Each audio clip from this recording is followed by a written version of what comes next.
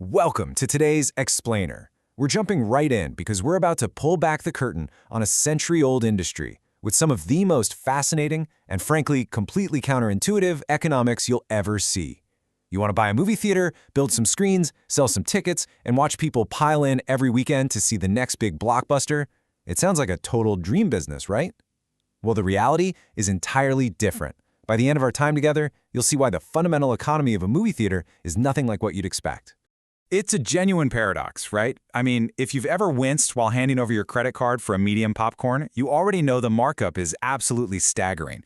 We're talking about a 1,200% markup. But how exactly does an industry with margins like that end up literally billions of dollars in debt? It just doesn't compute. So today, we're going to untangle this wild economic puzzle. We'll reveal the hidden economic engine actually driving this business and explain exactly why the biggest chains are balancing on a financial knife's edge. Section 1. The Ticket Revenue Illusion. Let's talk about the reality of CapEx. The first massive misconception about movie theaters actually starts way before a single ticket is even printed. Get a load of this number, $18 million. Theaters obviously come in different sizes, but if you're looking at a modern multiplex, a ground-up, 10-screen, 45,000 square foot building, construction alone usually runs around $400 to $500 a square foot. So you're on the hook for roughly $18 million in basic building costs before a single piece of equipment is even installed. And then there's the equipment, which, by the way, nobody ever seems to budget for correctly the first time. Think about the hidden tech costs. A single 4K laser projector? Yeah, that can run you up to $150,000. Multiply that across 10 screens, and you're dropping $1.5 million just for the machines throwing the picture on the wall. Toss in Dolby Atmos sound at $50,000 per auditorium, and those comfy heated recliners at roughly $1,200 a seat, and you're spending millions upon millions just to make the picture visible and your audience comfortable. The building itself? That was never the really expensive part. It's all the bleeding-edge technology packed inside it. So, with all that capital invested, you'd probably think ticket sales must be an absolute goldmine, right? Well, here is the brain-breaking economic reveal. When a massive blockbuster opens, the studio that made it can take up to 100% of the ticket revenue in the first week or two. I am not exaggerating here. A theater could keep absolutely nothing from a totally sold-out opening weekend of the biggest movie of the year. Sure, as the weeks drag on, the split kind of slides closer to 50-50, but by then, the massive crowds are completely gone. If you barely make a dime on the ticket, how on earth do you pay off an $18 million building? Section 2. The snack bar economy. This is the true profit engine. If theaters make $0 on opening weekend tickets, we have to face facts. They are actually in a completely different business altogether.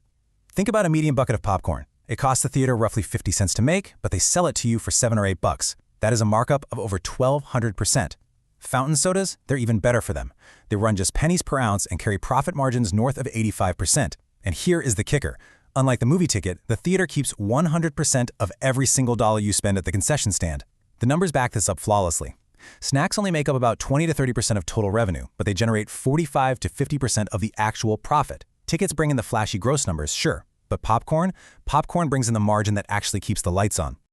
I absolutely love this quote from a former theater chain executive because it just completely hits the nail on the head. If concessions didn't carry the business, a movie ticket would cost $20 just to break even. Wow, just really think about that for a second. That is the entire economic model wrapped up in one sentence. You aren't running a cinema with a snack bar attached. You are running a snack bar that uses a multi-million-dollar Hollywood movie strictly as a loss leader just to get foot traffic. Section 3. Sorting by willingness to pay.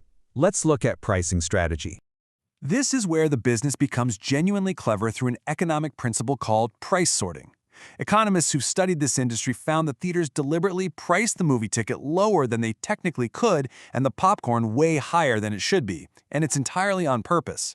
See, if they raise ticket prices to grab more money for big spenders, they lose the price-sensitive crowd entirely. So they keep the door cheap to get everyone inside. Then they let the snack counter sort the customers out by how much they're actually willing to spend. One customer shells out for the deluxe combo, the other just buys the cheap ticket and skips the snacks. Both got in the door, but only the snack buyer subsidized the building. It is exactly the same logic Microsoft uses. Sell the Xbox console at a loss and make your real profit on the video games. But wait, theaters are doubling down on this strategy in new ways, too. Premium formats, think IMAX, Dolby, 4DX, they charge a significant markup over your standard tickets. Amazingly, during a year when overall theater attendance was completely flat, these premium formats alone accounted for 50 to 60% of total ticket revenue on major releases. The strategy in today's economy isn't about getting more people through the door. Not anymore. It's about extracting more money from the die-hard spenders who are already inside the building. Section 4. The negative feedback loop. Let's dive into the macroeconomic threats. So, if concession margins are virtually guaranteed, why is this century-old model suddenly in danger? Well, it's because of a massive structural drop in foot traffic. Back before the pandemic, roughly 39% of American adults went to the movies at least once a month. Fast forward to 2025, and that number has basically collapsed to around 17%. Total domestic box office in 2025 came in at about $8.6 billion. That's down 23% from 2019 levels. And if you strip out the effect of rising ticket prices to see the real picture, actual ticket sales are down nearly 40%. The consistent, reliable audience that used to show up every single month, they literally just stopped showing up. This introduces a structural problem that industry analysts are completely obsessing over right now. We're dealing with a classic negative feedback loop, and it's heavily driven by the collapse of the traditional 90-day exclusive theatrical window. See, for most of history, theaters had an absolute monopoly on a movie for 3 solid months. That was their pricing power. Once that window completely collapsed during the pandemic, it triggered a self-reinforcing cycle that the industry is severely struggling to escape. Let's walk through the steps of this vicious cycle together. Step 1, fewer people show up to the theater. Step 2, because of that low demand, theaters run fewer showtimes to save on operating money. Step 3, seeing those weaker theatrical returns, studios decide to send more films straight to streaming. And Step 4, audiences now have even less reason to leave the house, so they just wait for streaming. A prime example of this, a 2024 A-list action comedy opened to a pretty soft $97 million in theaters over its entire run. But just weeks later, it landed on a major streaming service and pulled in 50 million viewers in just its opening weekend alone. The theatrical release has essentially become a giant, loss-leading billboard for streaming platforms. Section 5. The mega chain debt crisis, the financial knife's edge. So what happens economically when a business that completely relies on foot traffic loses its audience but still has to pay for those massive buildings? You get staggering numbers like this. AMC, literally the largest theater chain on earth, finished 2025 holding roughly $4 billion in corporate debt, plus another $4 billion in long-term lease obligations. And just its most recent quarter, the company reported a net loss of nearly $300 million.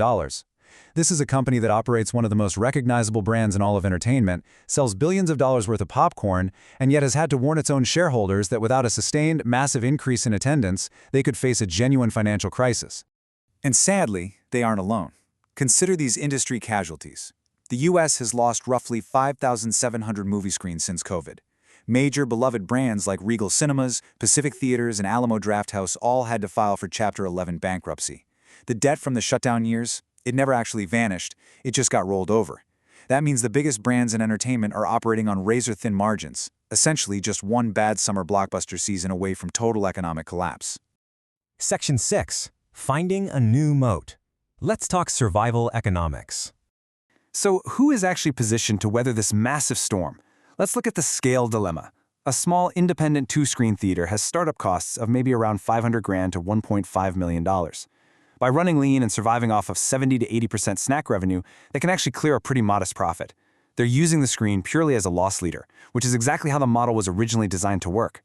But the mega chain multiplex? They have tens of millions in build costs, and they are absolutely drowning in overhead, constant equipment upgrades, and legacy pandemic debt. In today's economy, the giant balance sheet of these mega chains is actually working completely against their scale. And here is the other massive structural shift. The old economic moat used to be technology. Back in 1976, IMAX had one main purpose: make the screen so unbelievably big and loud that you literally couldn't replicate it at home. That was a moat no streaming service could cross. But today, a 4K home theater setup with incredible surround sound at a massive screen costs an absolute fraction of what it used to. The exclusive advantage of the cinema is slowly becoming available to literally anyone with a finished basement and a Best Buy credit card. So if the technology is no longer the ultimate moat, and the ticket revenue is completely swallowed up by the studios, we are left with one final, very provocative question.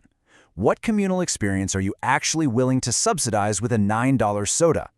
The theaters that are actually thriving right now are the ones who realize they're selling a scarcity of experience that streaming structurally can never offer. A room full of strangers reacting together in real time. A horror crowd screaming together. An opening night audience laughing in unison.